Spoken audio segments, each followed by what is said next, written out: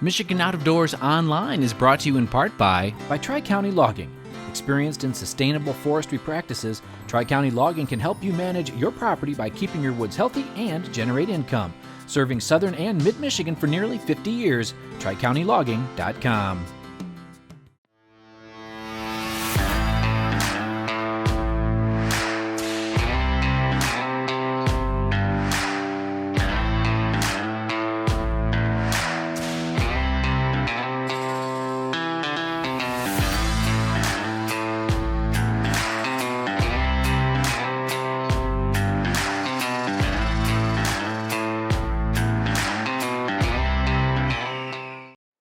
Hi everyone, welcome to Michigan Out of Doors. I'm Jenny Silik and we've got a brand new show in store for you this week. I'll introduce you to a young lady who's the first of her kind when it comes to fishing and guiding on the Pere Marquette River. You won't want to miss that story. And I'm here in the UP relaxing for a few days, so we thought we'd bring you a recipe that's a Uper favorite. Well, that's right, Jenny. We do have a really cool recipe on this week's show. We kind of challenged Jim Wood, the chef that we work with, to try his hand at making a pasty. You'll get to see what that is all about. And we're going to kick off this week's show with some really good crappie fishing after dark. You won't want to miss that. Lots of good stories on this week's show. You stay tuned. I'm Jimmy Gretzinger. It's time for Michigan Out of Doors. From the first spring rains to the soft summer breeze, dancing on the pine forest floor, the autumn colors catch your eyes. Here come the crystal winter skies. It's Michigan, Michigan out of doors. What a beautiful day in the woods. Someday our children all will see this is their finest legacy, the wonder and the love of Michigan. As the wind comes whispering through the trees, the sweet smell of nature's in the air. From the Great Lakes to the quiet stream, shining like a sportsman's dream. It's a love of Michigan we all share. Michigan Out of Doors is presented by Country Smokehouse, a sportsman's meat processor and Michigan destination since 1988. Offers a variety of homemade smoked meats and Michigan-made products in-store and online. The Country Smokehouse features an outdoor barbecue and bar. Details at countrysmokehouse.com.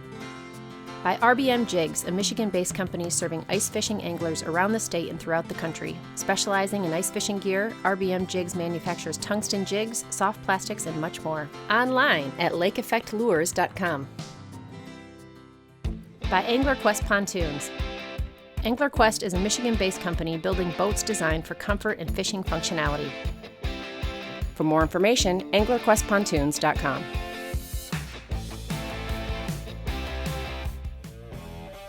By Polar Craft Boats, offering riveted and welded boats for the outdoor enthusiast. Whether you're targeting fish or waterfowl, Polar Craft Boats have several models to choose from that keep you high and dry. For more information, polarcraft.com.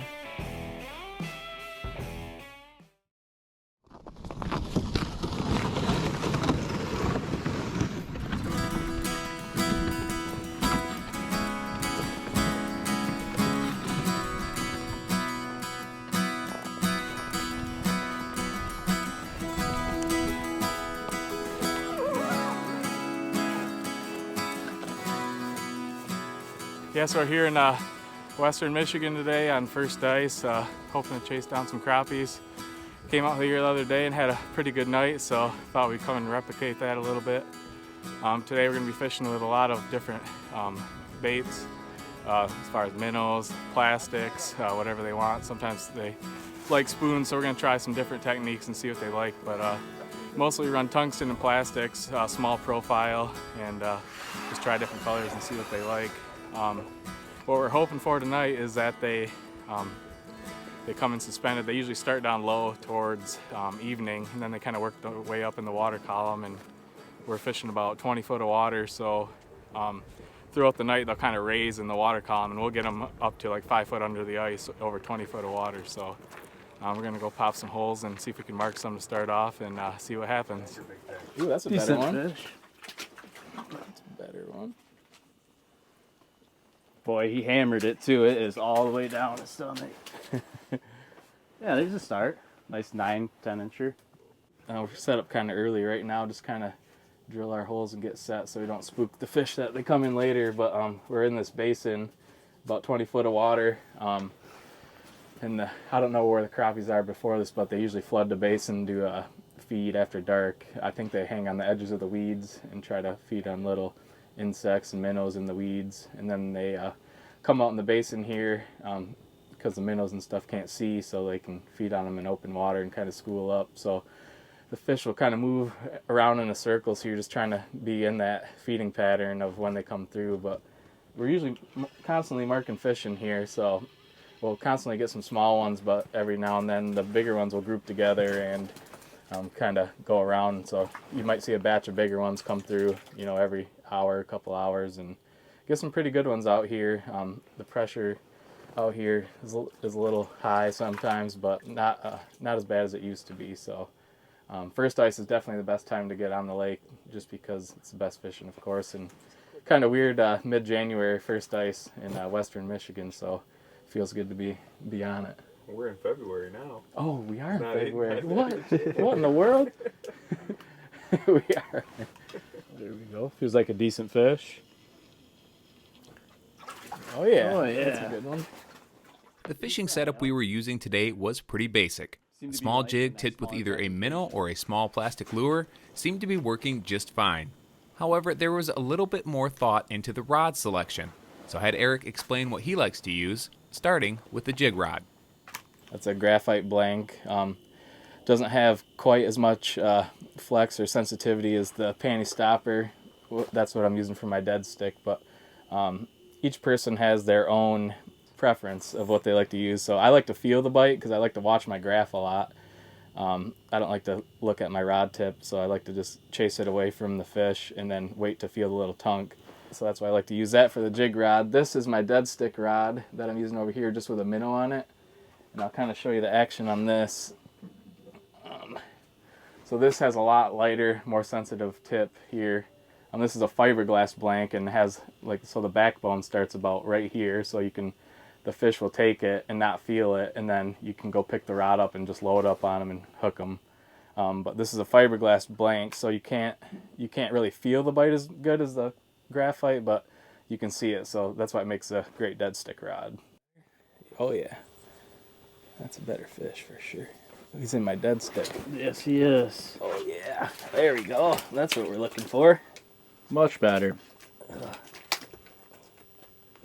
About 10 and a half, 11 or so. Got that on a crappie candy jig, 3 mil, and a minnow. I was using plastics for a while, and now they seem to be liking live bait, but Dallas is still getting them on plastics too, so I might have to change back here. The bite was a little bit slow, but I think we were all just happy to be on the ice in what has been an almost non-existent winter here in the southern half of the state. Size we like to keep to eat. Crazy year to start out with. We did have some decent ice. Early December, I was on, 5-6 inches on the same water that I had a boat on about 6 days ago. I was actually trolling pierheads out of Muskegon Harbor, trolling for some brown trout. What was that? Yeah, about 6 days ago, and now we're on 4 inches of ice. Crazy year here in Michigan, but just getting out as much as we can and enjoying what we got. I took a trip to the UP to kind of chase first ice, and we got on some brook trout and some crappies, and tried some walleye on little bait and knock, but conditions out there weren't the greatest, so I ended up coming home early and doing the same kind of thing, kind of fishing out of the boat, waiting for this cold front to come through. And just locking up now, and our home lake, Muskegon Lake, is locked up, so hoping to fish that this weekend for some giant walleye and big perch. Maybe set some tip-ups for pike, and it's going to warm up next week, so hopefully that doesn't put a damper on the ice too much. So that was like a couple feet down. Yeah, it was. This was probably only 6 foot down and 20 foot of water. Starting to pick up, a little more active. Let this little guy go, get after something a little bigger. The bite was starting to pick up, especially for the third angler in our group who was fishing about 30 yards away. So I decided to make a move and jump in with him to see how things were going.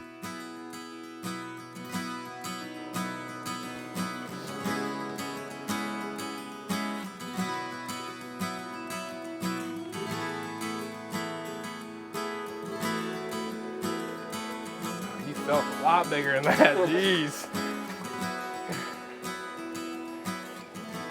Well, we're fishing about 20 foot. They've been moving up to 10 foot deep, and I'm just dropping down on them with a minnow and any type of glow, small jig.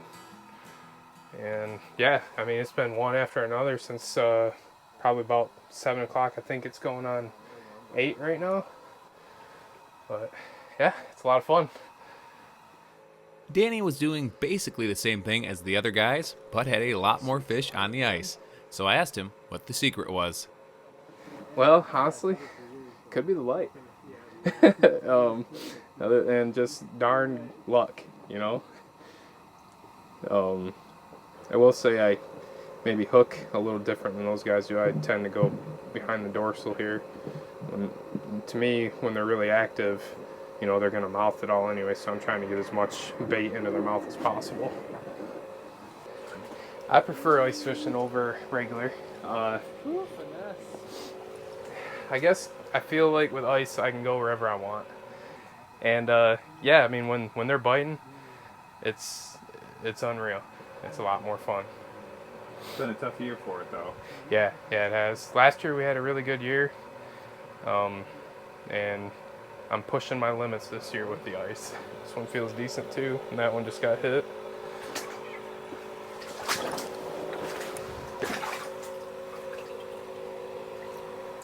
Twofer. But I think they're coming in and they're looking for, you know, they're a predator, so they're schooled up and looking for something to eat.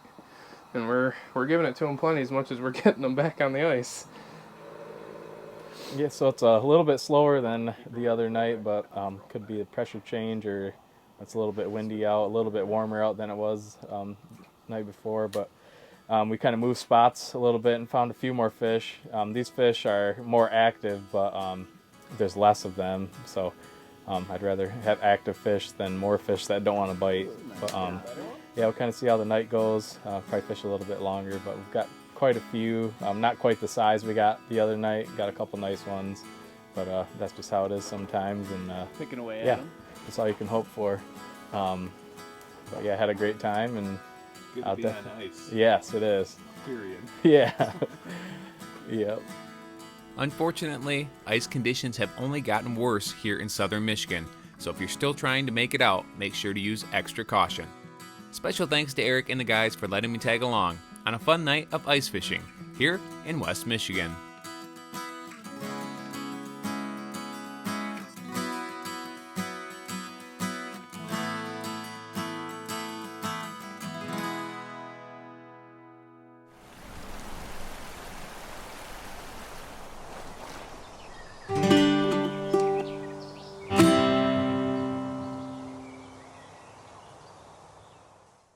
I was recently introduced to a young lady who is amazing. She's doing her part to change the way guided fishing looks in her part of the state.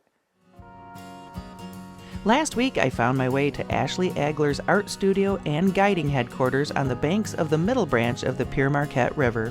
In the male-dominated world of guiding, Ashley's business is pretty unique. I have been guiding. I formally started my business last January, and last year was my first formal season guiding. I am the first female registered with the state of Michigan and the U.S. Forest Service to provide commercial fly fishing and fishing services on the Pere Marquette. What that means is out of 48 tags, I am the only female boat or walk-in person that could be on the river that day. I found out about this through many of my friends and mentors while I was going through the process of trying to figure out how to become a guide. So spent many years, over 20 years, coming up and fishing on the Pere Marquette. And when I decided to make this place my home, I went through a life change and decided that guiding is something that I wanted to pursue after many years of teaching people. So I had to learn the whole process of what does it mean to be a guide on the Pere Marquette. It means that you have to run not only an inland pilot, so I had to go take a test through the state. It's not very hard, but you do have to study and you have to understand navigation rules, you have to understand boater safety, as well as what to do if there's an emergency with people on the boat. And then after you have that inland pilot, you have to go through the process of trying to find people that own or that can lease you a tag for the river. So it was a matter of getting a hold of the U.S. Forest Service, and as well as mentors that knew people throughout the state that held state tags, and building relationships in order to get the tags I needed to be out on the water. So how did you discover that no other ladies do this? It's pretty easy.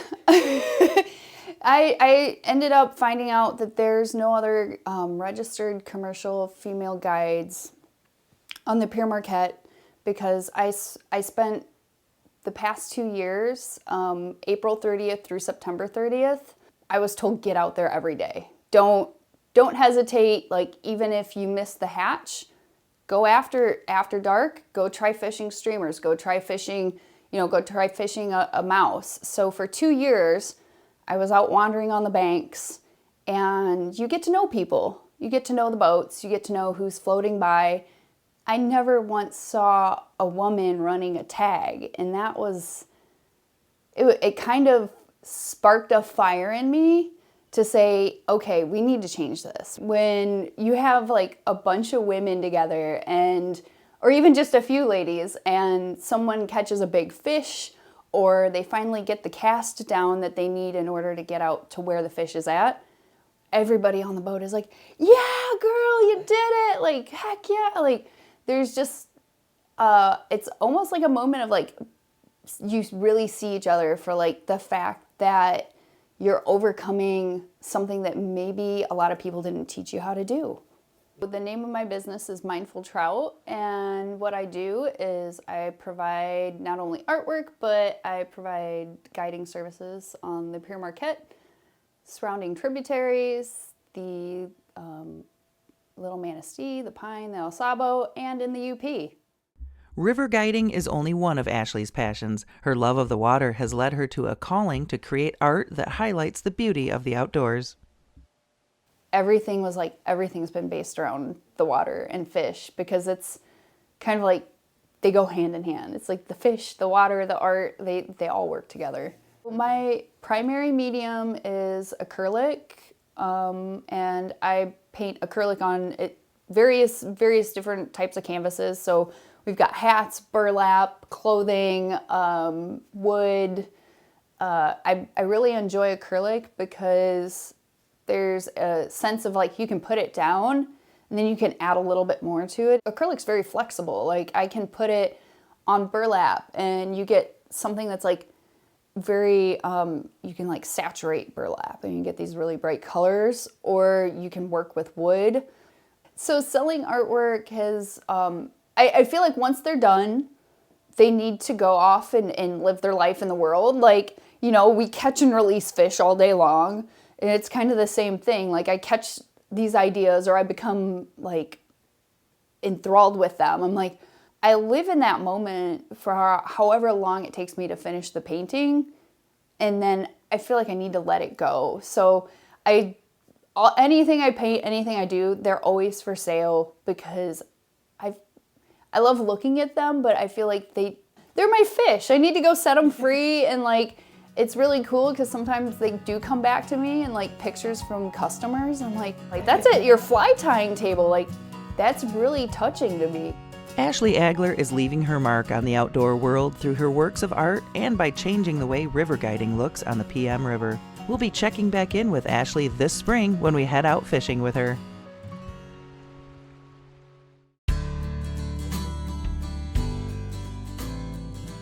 Well, here we are once again at Wood Shop Social here in Mount Pleasant, right next to the CMU's campus. We're here with Chef Extraordinaire Jim Wood, and we're doing something a little different this week because I actually asked you to make this because I wanted to get your take on a pasty, kind of a UP, Northern Michigan deer camp, kind of a food. Have you ever made one of these before? I have not. And why is that? I don't know. It just hasn't come across my radar. Well, I don't know. I just thought it'd be kind of fun to get your take on that, or some of the more simple dishes that are out there. So when you start something like this, how do we start a pasty? What's the best way to do this? Well, first of all, I think there's probably going to be some traditionalists that are watching this and aren't going to be super happy with me, but... Well, that's normally the case. Yes, for sure.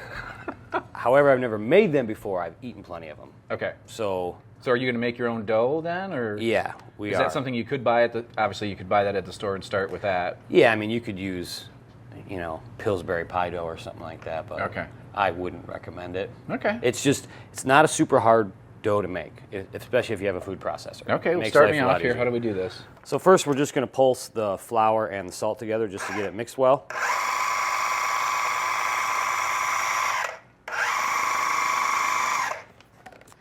And then it gets cold butter. A little bit of butter. What is that, a stick and a half? No. It's just a stick? It's just a little over a stick. Okay. And then this is where things get a little screwy. So you can use lard, there's a lot of different things you can use. I think traditionally I probably used lard. Okay. We're actually using duck fat.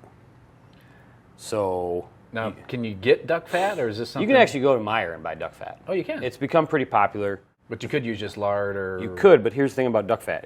This actually has flavor. Okay. This actually tastes like... good?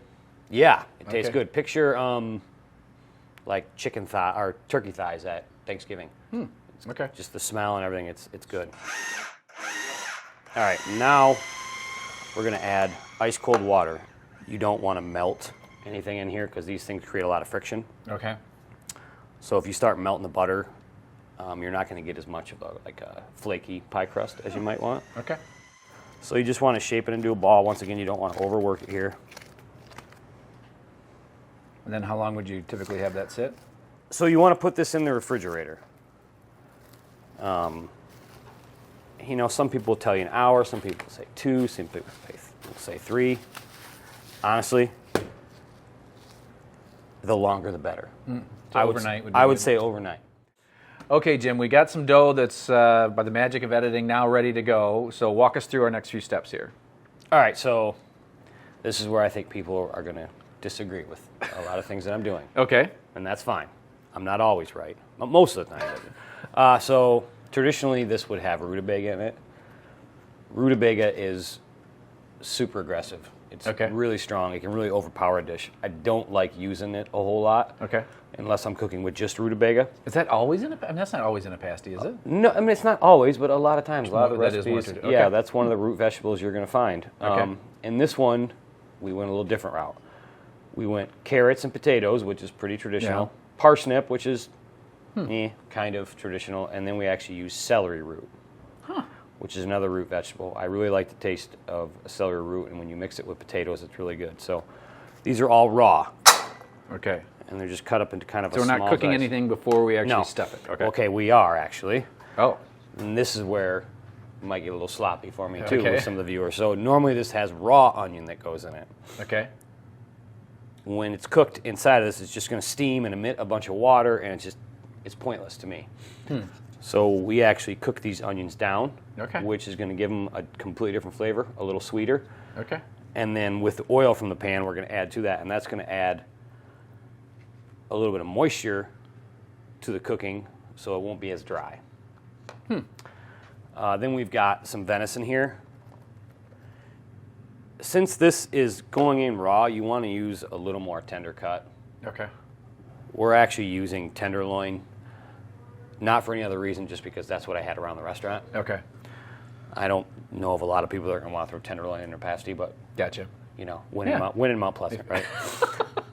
If you got some spare stuff laying around. That's right. What's the folding technique here? Is there anything special to it? Just No, just flop it over. So we're going to take a little bit of butter, and this, once again, is just to keep it moist. And so I'm going to give you my little gripe about pasties when I'm in the UP. What's the matter? When I go to the UP and have a pasty, they give you this giant pasty, and you're like, sweet, awesome. And they give you a little ramekin like this, full of gravy. Okay. I don't know how you're supposed to dip that in there. It doesn't even make sense to me. So you're saying it needs more gravy? What I'm saying is that why not just put the gravy inside the pasty? Oh. And I'm sure there's people up there cringing right now as they're watching this. But so we made some gravy here. This is venison gravy. And we're just gonna put a little bit of it over top. Wow. And like I said, that's gonna keep it moist during the cooking, and it's basically gonna be like biting into venison stew. Which is the way I think a pasty should be. Okay. Because I've made them one time now, so I'm a purist.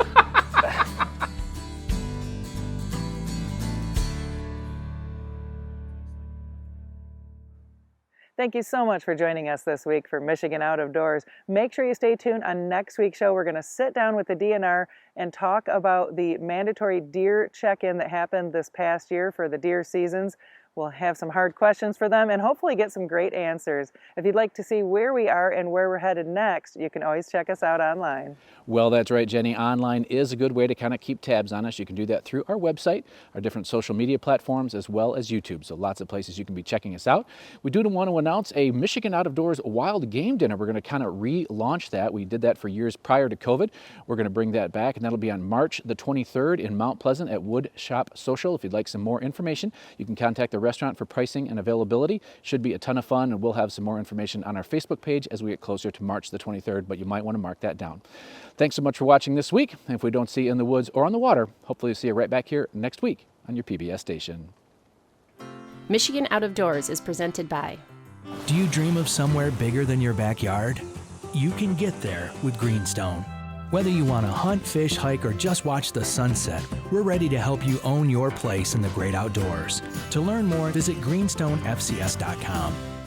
By Alta Equipment Company, providing sales, rentals, service, and parts because uptime matters. From earth moving to landscaping and light construction, Alta offers over 50 brands across 7 Michigan locations to serve you. More information online or 844-GO-2-ALTA.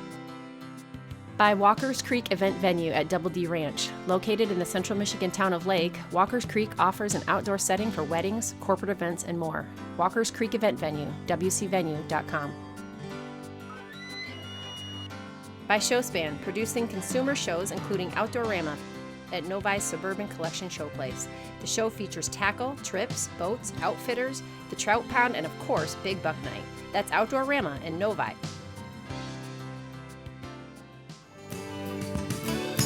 When I wander far away, a dream stays with me night and day. It's the road that leads to my home state. I am a Michigan man. Changing seasons paint the scene like rainbows.